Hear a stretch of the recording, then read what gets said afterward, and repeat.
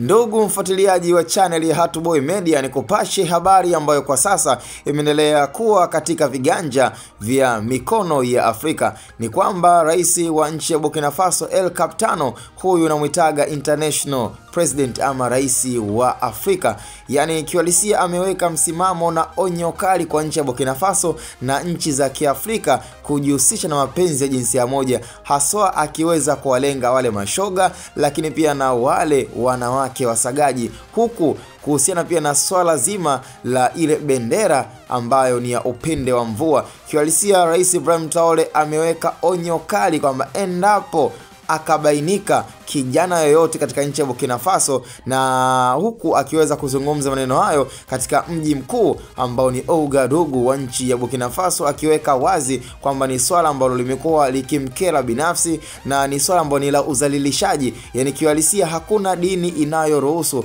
yani sio kwenye upande wa Ukristo na sio kwenye upande wa Uislamu. Kwa ni issue ambayo kwa dini zote anaamini kabisa kama ni swala ambalo halimpendezi Mwenyezi Mungu. Kwa hiyo kwa wale wanaume ambao wamekuwa kujihusisha na mapenzi ya jinsia moja katika nchi ya Burkina Faso, na huku akiweza kuzungumza na kuwaomba pia hata katika nchi za Kiafrika zingine ambazo zimekuwa zikikubali kuweza kusaini fomu kutoka katika zile nchi mama, ikiwemo pia nchi ya Ulaya kwa Donald Trump ambaye amekuwa ni kama agenti mkubwa wa kuweza kusambaza fomu hizo na kuwafanya pia baadhi ya viongozi ambao ni marais katika nchi za Kiafrika kukubaliana na mkataba huu wa mapenzi ya jinsia moja, huku akiweza kudanganywa na kufanywa ule ulaghai kwamba watapata pia pesa za mkopo na watasaidiwa misaada ambayo pengine inaweza ikawasaidia katika uchumi wa nchi husika. Kwa ni taarifa ambayo tumeweza kuinasa na tunazidi kuruka nayo, na tukiwa tuko active kabisa kama Rais Ibrahim Traore kwa sasa. Huyu tunasema ni mkombozi wa Afrika.